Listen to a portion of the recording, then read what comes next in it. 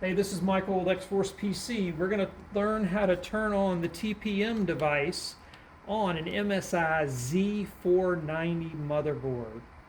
Now, what I did is with the computer's power off, I simply turned it on and I started tapping the delete key on the keyboard over and over and over again repeatedly until I got into the BIOS.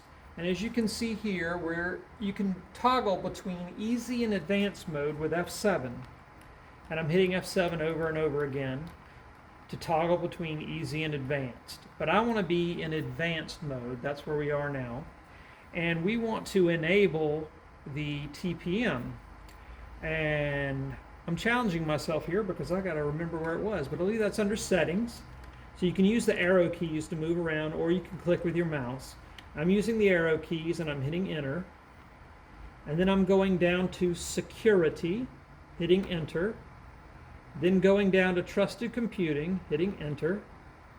Then under security device support, I want that to be enabled. By default, this is going to be set to disabled. The space bar switches it back and forth. So yours would probably look like this if you're in here, if you're having to go through this. And this, of course, is to support Windows 11.